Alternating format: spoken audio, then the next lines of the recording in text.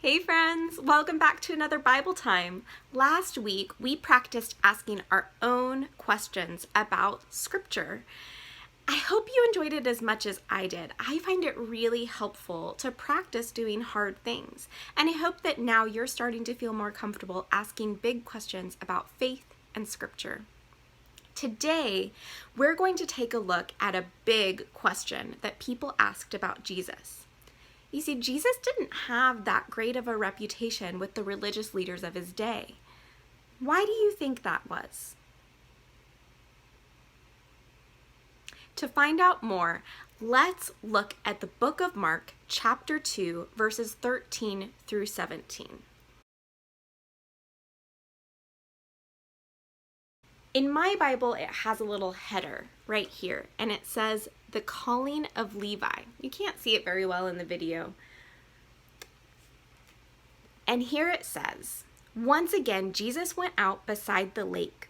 A large crowd came to him, and he began to teach them. As he walked along, he saw Levi, son of Alphaeus, sitting at the tax collector's booth.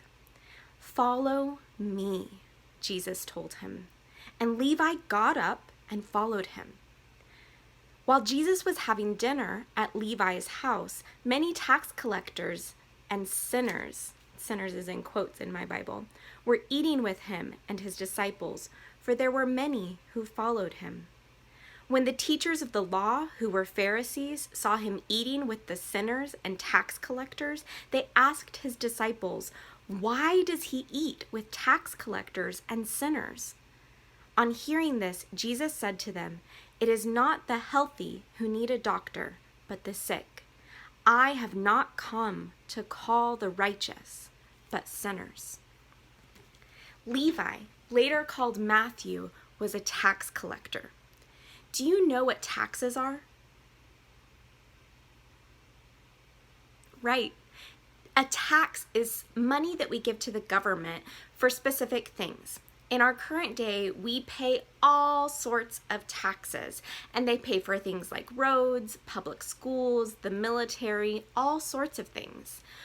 There's a good chance that your loving adults go every year to someone who helps them with their taxes to make sure that they've paid all of the taxes that they're supposed to pay, or if they've paid more than their fair share, then they're going to get money back from the government. We don't naturally think of these people who help us with our taxes, or even people who work for the government collecting taxes, as worse than us in our current day.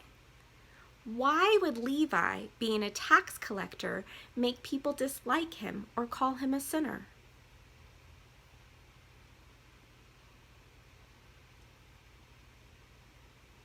Are people who work for the government more sinful than the rest of us?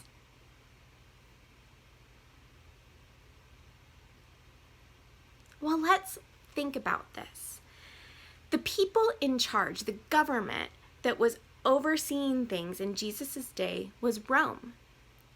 Now, Rome it wasn't close by. These aren't rulers that were part of the area or even part of the country. It was a bigger conquering kingdom, and the Romans had actually come in and conquered this little corner of the world and forced the people into submission.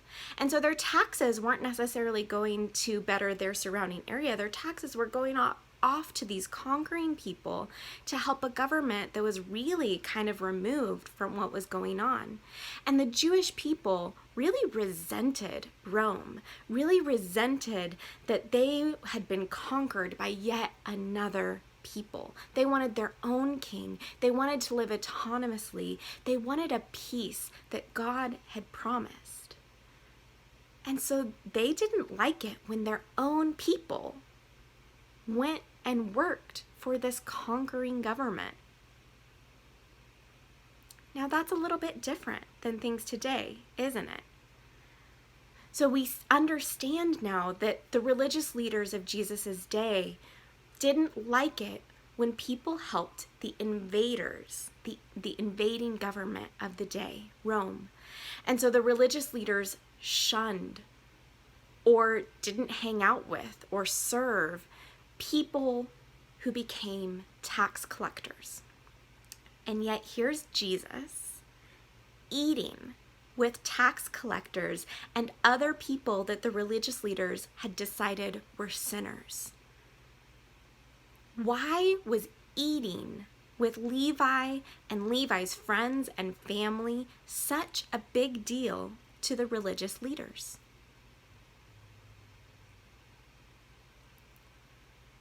Well, to think about that, let me ask you this. Do you go over to just anyone's house?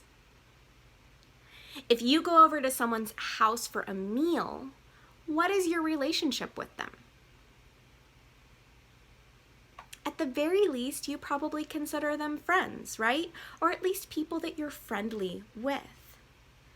You think of them in a positive light if it's someone you share a meal with in a home. But that's actually the problem here. This is why the religious leaders are getting so upset. You see, according to them, Jesus, if Jesus is a religious teacher, Jesus should only be friends with people who hold this high bar, who meet specific requirements. But Jesus is friends with people that the religious leaders have shunned. People that they've decided aren't good enough or aren't following a holy enough path or aren't close enough to God. Jesus chooses to hang out with people who have been pushed away from the faith. People that others consider bad or sinful and far away from God. Does Jesus stop hanging out with his friends when he hears what the religious leaders are saying? No. What does Jesus say? Hold on, let me grab my Bible again and we'll read it. Jesus says, "It is not the healthy who need a doctor, but the sick. I have not come to call the righteous, but sinners." That's puzzling, isn't it? I've always thought Jesus came for everyone, but this sentence makes it sound like Jesus only came for sick people. I'm not sick right now, are you? So I guess my big question today is, who did Jesus come for? Friends, I could be wrong about this. I could. But if I've paid attention to this story well, it sounds like those religious leaders thought they knew everything.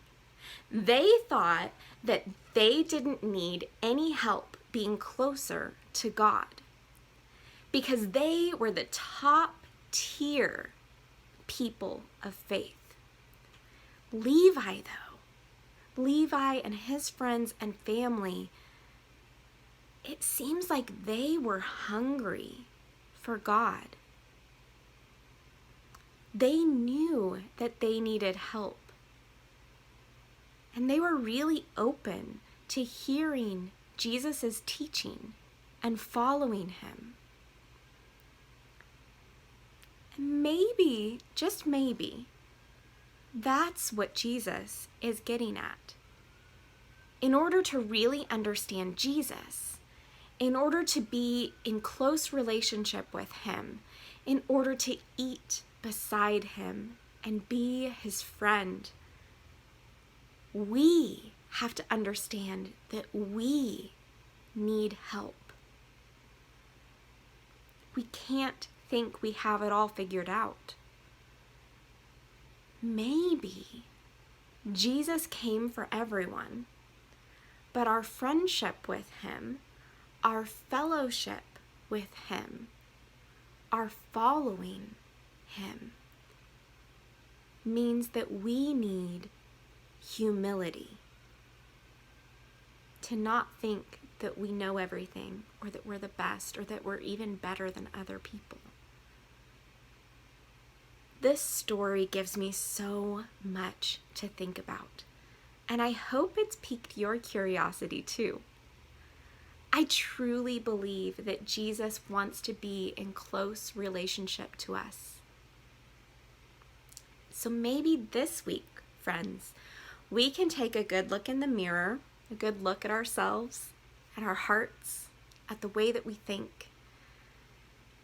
And maybe we can admit that we need some help. Jesus is ready to help you, ready to teach you. Jesus is ready to walk through life with you. Stay humble, friends.